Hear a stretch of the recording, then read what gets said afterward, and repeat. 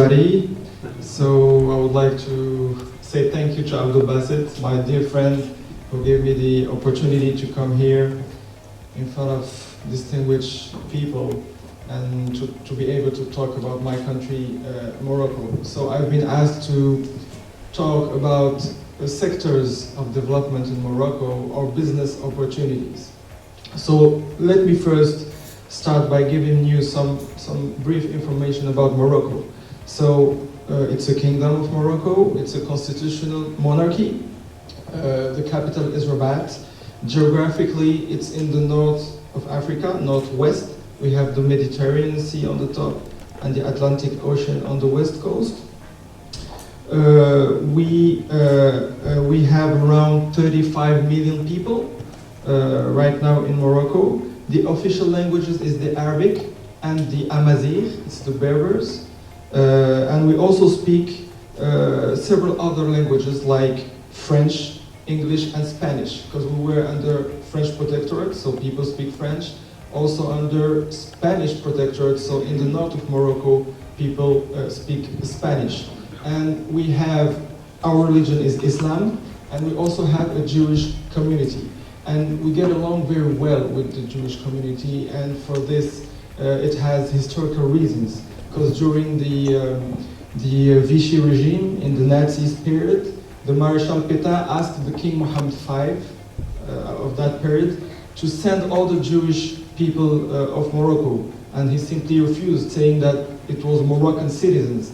And from that time, they considered that Morocco protected them, so we have a very special bond with Moroccan Jewish community and Jewish community all over the world.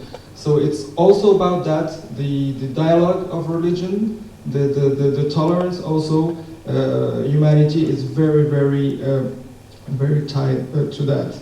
So two specific points that I would like you to remember when you think of Morocco.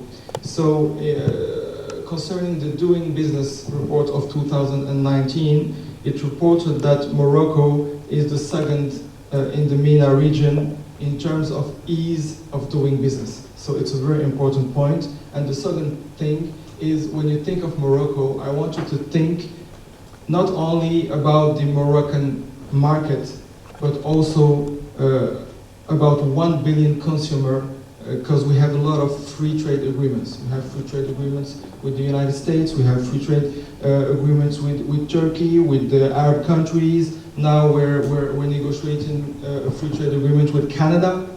So I want you to think of Morocco as a huge market of 1 billion consumer, and also as a gate to Africa, and this is very important. Morocco is really willing to invest in Africa. So every potential investor from all over the world, by investing in Morocco, could think of a much greater market into Africa. So I would like to talk about three main areas of business opportunities in Morocco. So the first one would be the solar energy. And I chose to talk about it as a first point on purpose, because humanity is about also saving the planet. I mean, if you don't save the planet, how could you save humanity? So Morocco has a very strong strategy towards energy use, and it gives priority to developing renewable energy and sustainable development. So, as you know, we have an abundant solar resources in Morocco, and a strategic position as well at the heart of an energy hub. We have a connection with the Spanish network through 2 electric lines. So Morocco offers a wide range of investment opportunities in the sector of thermal and photovoltaic solar energy, including the launch of the following structured programs. There are two main programs. The first one is called the Moroccan Project of Solar Energy, and it's an integrated development project who's aiming to set up in 2020 a capacity of electricity production driven from solar energy with a total capacity of 2,000 megawatt hour in 5 major cities. And of course, it's going to get developing through the years. This program will increase by 14% the role of solar energy in the total electricity capacity by 2020 and prevent the emission of 3.7 million tons of CO2 per year, and that is really great. The second point is about a development program of the Moroccan market for solar water heaters. It's called Promasol, and this program involves the installation of 44,000 meters square of thermal solar sensors in 2012 and 1.7 million in 2020. So from 2012 to 2020, we moved from 44,000 to 1.7 million. And this program will avoid also the emission of 920,000 tons of CO2 per year and create 920 permanent jobs. So it's very important as well to be able to create jobs, not only try to save planets, but if you can as well create jobs, that would be an added value. The second topic I would like to talk about is tourism. As you know, when you hear Morocco, you think of the sun, the sea, the holidays. So yeah, tourism Morocco is a tourist destination, and it has many strengths and clear potential that allowed it to become a highly popular tourist destination. So we have to know that we have a very contrasting landscape. We have 3,500 kilometers of coastline. We have the mountains and we have the desert as well. So it's very diverse, and it can give several types of touristic projects. And we have also a rich cultural heritage, imperial cities, old towns, food. Moroccan food is pretty well known. Not very healthy, I agree, but very good, and craft. So Morocco is a diverse touristic experience, and it's only about 3 hours flight from major European cities, so it's very important as well. So, of course, the Moroccan government offers a lot of incentives to make people invest in this area. So the third point and the third area I want to talk about is very important as well, is agriculture. So we always say that Morocco is an agricultural country, and when it rains in Morocco, everybody is happy, and when it doesn't rain, unfortunately, most of the time it's a catastrophe. So the agricultural sector contributes with 19% of the national GDP, divided between agriculture, 15%, and the agro industry, 4%. And it employs over 4 million people. 4 million people, I mean, it's huge, including about 100,000 in agro industry. So the new agricultural strategy, it's called the Green Morocco Plan. And it has been established by the Ministry of Agriculture and Fishing, and it aims to consolidate the success achieved and to meet the new challenges that Morocco is facing. So in terms of value proposition, we could say that the Green Morocco Plan is designed to promote the development of the entire agriculture and territorial potential. So it's meant to be an open project and open to all using different strategies depending on the targeted issues. So the Green Morocco Plan will contribute to GDP with 174 billion dirhams, creating 1.15 million jobs by 2020. So 1.5 million jobs, it's something really important. It will triple the income of nearly 3 million people in rural areas. So the agriculture is really something that the Moroccan government is investing on, because he believes, I'm saying that in numbers, But I will stop here. But of course, if you have any question, feel free to ask me. Thank you very much.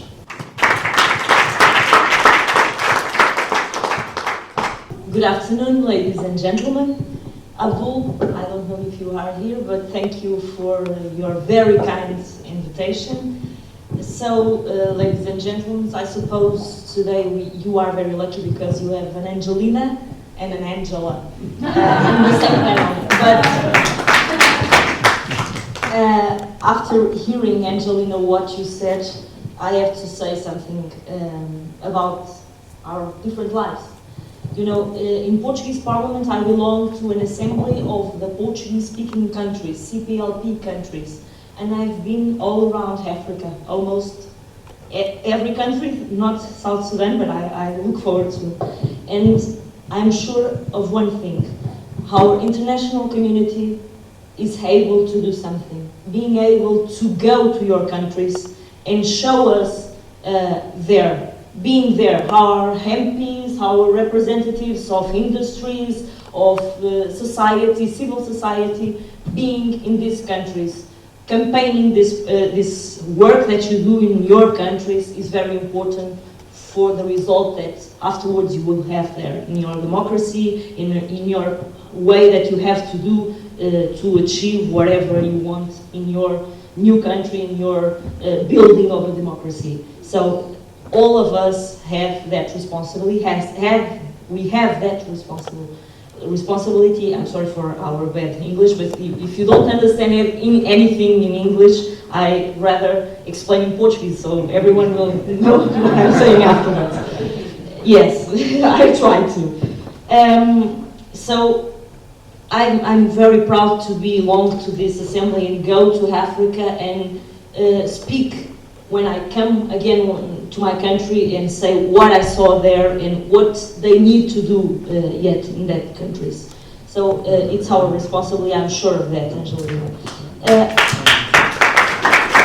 Our keynote speaker said one thing about the English people and the French people. You were right.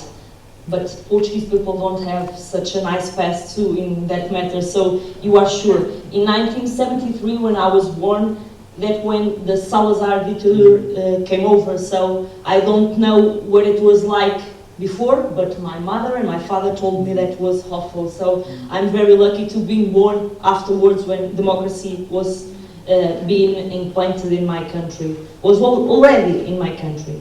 So today I was asked to talk about one issue that is the issue that I campaign more in my work in the Portuguese Parliament, that is health. I'm in a health commission, and I like very much working with Sandra Pereira in sexual and reproductive health, campaigning to the matters of women rights, girls' rights, all around the world. Me and Sandra Pereira, we like very much to do this agenda too. But my main concern in the Portuguese Parliament is the agenda of the health of my country. So today I choose to talk a little bit about the agenda that we have in Portugal, and these 7 points: anticipating and responding to the demographic challenge, because Portuguese people are dealing with a great problem that we don't have people. In the north of the country, in the interior of our country, we don't have people.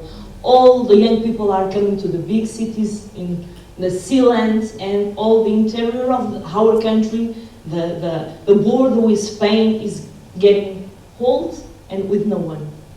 So the second point, health and international convergence. The third one, impact of underfunding on citizens' health. Fourth, medicines, recent developments in Portugal. 5, the ambulatory medicines. 6, the contribution of pharmaceutical industry on the sustainability of our national health care system that we call SCNS, and a new approach to health. So, what we can talk about when we say that we are anticipating and responding to a new challenge, the one that concerns us very much. The most recent data from the National Institute of Statistics, our INE, indicate that life expectancy in birth of the Portuguese population was estimated in 78 years. This new time, it's a new time, it was not like that in Salazar time, full of our opportunities comes followed by demands that require all our commitment and sense of responsibility. The demographic evolution of Portugal, with an increase in the population over 65 years, is the most we have there, which now represent 20% of Portuguese population. When I say it's the most people we have in our territory, it's because I belong to the north of the country. I'm the president of an assembly in a mayor, more or less like whatever we visit last evening. In the north of the country, in the border with Spain. So I'm not from Lisbon. I've always come to Lisbon to work in the week, but in the weekend I turn back to my city. So in my city, 20% has more than 65 years. And the consequent increase of the health needs impose an increase in health investment. According to the European Commission, Portugal ranks 4th in the European with the highest percentage of older people, and we are streaking to the 2nd place in this rating. So it's a big problem for us. All forecasts point to a considerable increase in the investments needed in health, of course, because of all that. In 2016, public expenditures on health per capita in Portugal was only 63% of the European Union average. This when Portuguese GDP represented 77% of GDP average in European Union.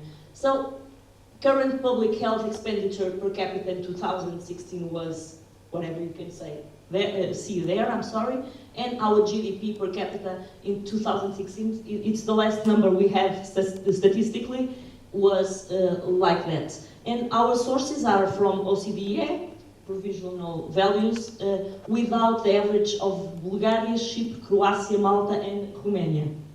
Next one, please. In terms of health investments and international convergence, The main problem, I should say, in Portugal is the one of the European countries where the investment in health is lower, is very lower, and both in percentage of GDP and in total state expenditure. You can see from that numbers that I bring to you today. Next one, please. So I can conclude our conclusions in health investment and international convergence are that between 2010 and 2016 we were one of the countries where public health expenditure declined most, in a dynamic contrary to the difference that we can see there in European Union average. It's huge, the difference, you can see that. Next one, please. So, we have to study, and we do that in Portugal, the impact, what means the underfunding on our citizens' health. The low public investment in health in Portugal causes, of course, great constraints to the work of health professionals and to the care provided to the systems. So nowadays we don't have medics, we don't have nurses, because Portuguese nurses are in here, England, looking for better work and better jobs. And when they see the transfer of pressure to hospital spending, focusing on the growth of drug spending and decreasing administrative cuts in pharmaceutical budgets for the ease of achieving savings compared to other expenditures in the health system. So our chronic underfunding is always like that in our budget, impairs to obviously more time spending in excess, so it's very difficult to be able to get a consultation or a surgery in Portugal. We have to wait in my hometown 3 years to get operated to an eye. Yeah, for the first consult is more or less like that. Atrás, Linda. Yes, and the innovation is very difficult to access to innovation too. We have the principles, the active principles in the medicines, they are there in the market, but the people cannot access to them because they are not disposable to anyone. Who has money can achieve, because we have three sectors, the public, the private, and the third one, the social one, and who has money can achieve one of the three.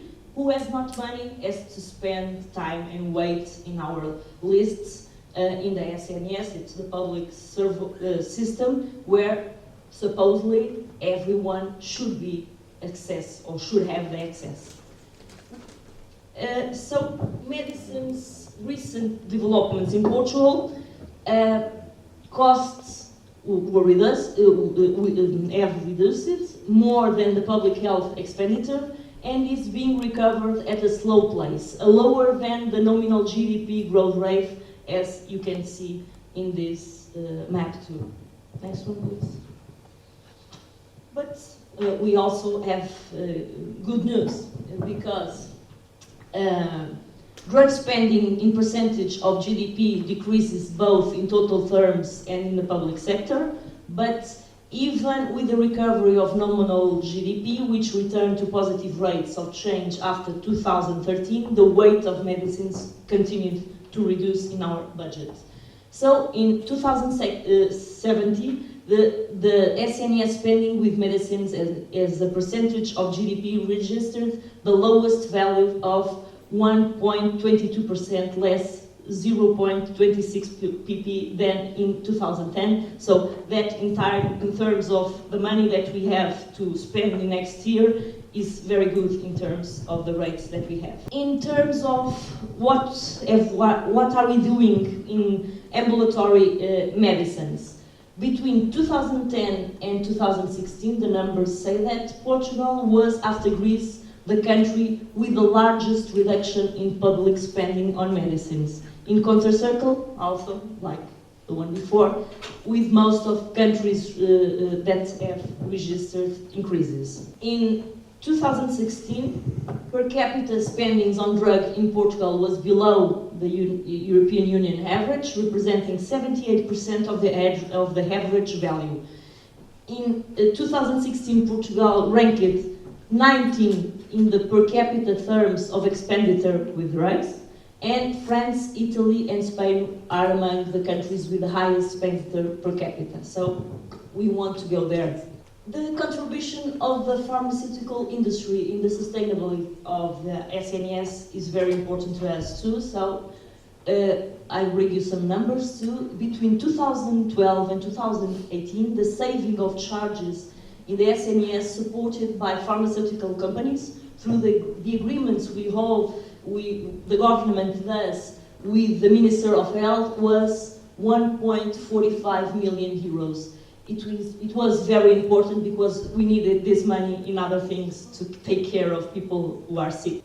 This is the new approach, the new forms of that Portugal is using to think about these matters in the health of Portuguese people. And our thought, what we think that we can do about this matter is that it is time now to assume that health has an enormous potential for trolling over the rest of our economy. That is for sure for us. We have most certain of that. A new approach to health would have in 7 years significant impacts on the economic fabric of Portugal. In terms of a conclusion, I can say to you that hospitals,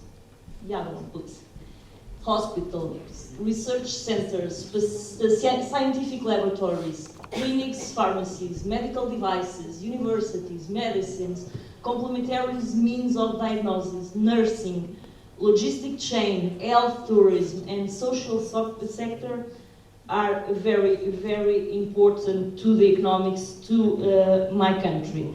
And it's surely one of the most important issues that occupied our government, our Minister of Health, our Minister of Finance, and our Prime Minister when they are making the budget to Portugal. And they all think, even when they are thinking about spending the money on the public healthcare system, we have two more important systems in Portugal that work side by side. The private one, but the social sector is very important. That sector does a very important work in our country, and it is, in my view, a very important sector to maintain and to being able to grow. So my ending conclusions to you today, ladies and gentlemen, would be that whatever becomes from this problem, the Brexit that we have, it's of all of us, not just for United Kingdom, but for all of us. UK is the fourth most important destination market to the Portuguese exportations, goods and services. So in health sector, the exchange, for instance, of workers, nurses, between the changes between our healthcare systems and among the pharmaceutical products and industry should assure, or should continue to assure, whatever in historical terms we have. We have historical protection between Portugal and England when we export and import some goods and some services. So I think that is very important to us Portugal, but also very important to English and to all the markets in healthcare of our citizens. So I think we should be able to continue to be partners in the future, because both countries, and especially both our citizens, will surely win with this cooperation.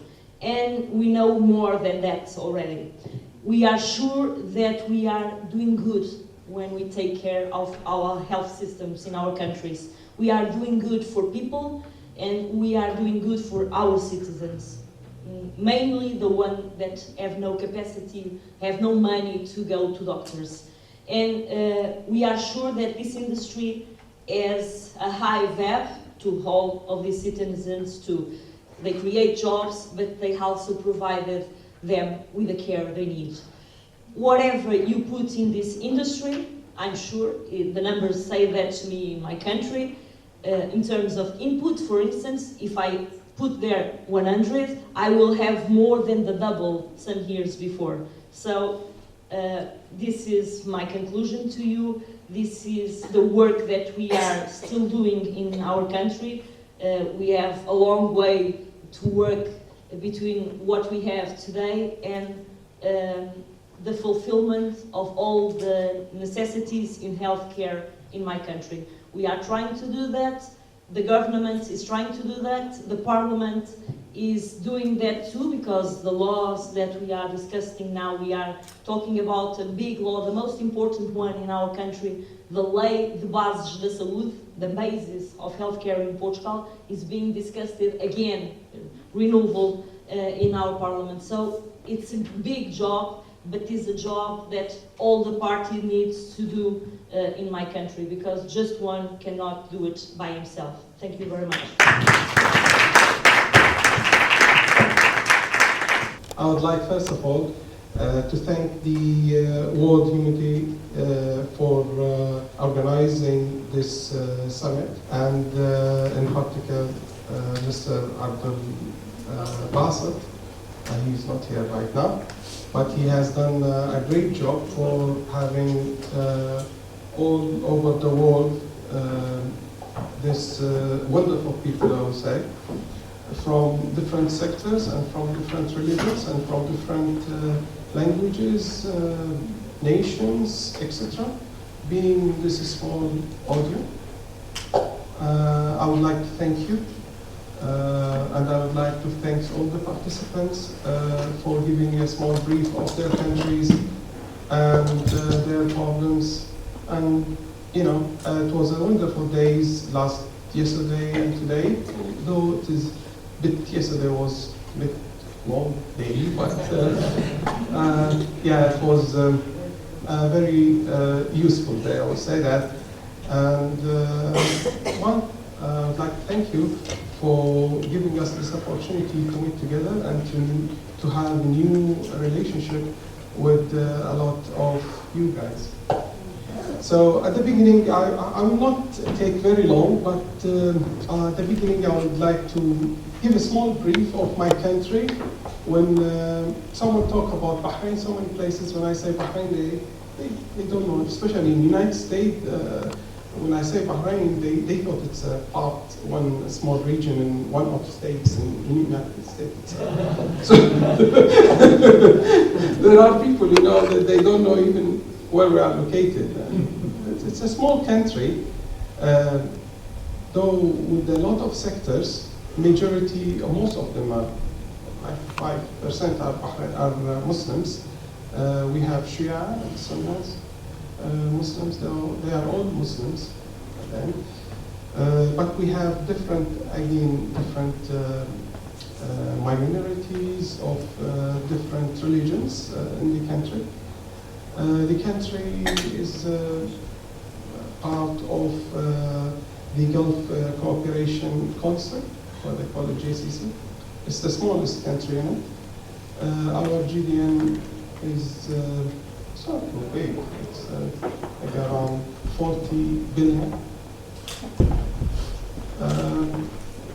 And our population, maybe around 60% Bahrainis and 40% expatriates that are working in Bahrain. So, small country, the first country that has an education, and the education started in 1919 in Bahrain, and we have the uneducated now, it's less than 10% from the total population. From the young population, if you call uneducated, that's the people who doesn't read and write, then they are almost to less than 2%. So you can say it's a young, educated citizens in Bahrain. The government is investing a lot in the education, and I wouldn't say with all these problems that happened in Arabian world since 2011 that we didn't have the impact. We had a very heavy impact for the sectarians impact, but thankful to the government at that time, they have taken it in a different way, that the violence was to the minimum. And we overcome that part. Now, our democracy, it's a very young democracy. And I'll always say that you cannot have a proper system or proper democracy unless you have people educated to be democratic, to accept the others. When you say we have democracy and we have sectarian problems, that's being one. The sectarian problems, it's when you become a sector and you are so tied to your ideas, to your sectors, and to your religions, and you want all the other people to become like you. And that's not a democracy, that's a dictatorship. So when you have a society with a lot of sectarian problems, then you have a problem within the education of the society. So you have to invest a lot on this society to change them, to start having more acceptance to the others. When I say acceptance, it's not only to the ideas of the others, but to accept the people, whether they are black, whether they are white, whether they are from which type of root, Indians, Pakistanis, or name it. But when you go to sectors, then you might have a problem within same nations, same Arabs. There are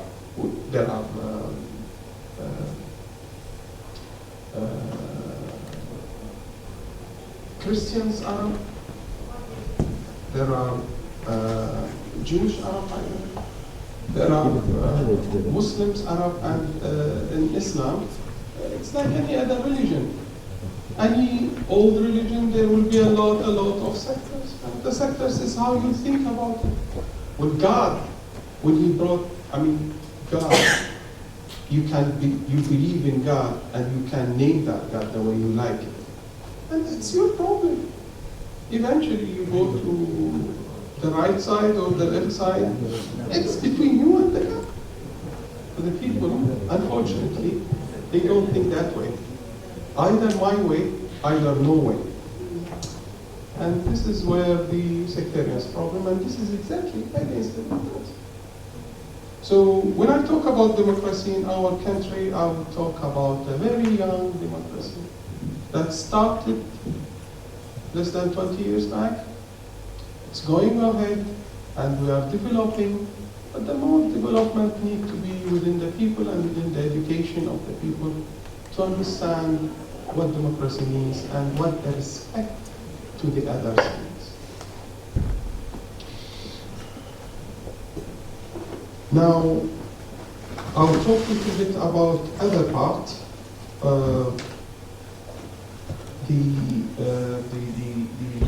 I will not give a lot of numbers, by the way, although I cannot say, whether I am a politician or I'm a businessman. I started my life studying as a civil engineer. I work as civil engineer from construction part or from consultancies, drawings, designing, name it. So I'm too much of concrete and steels. I love that part as well.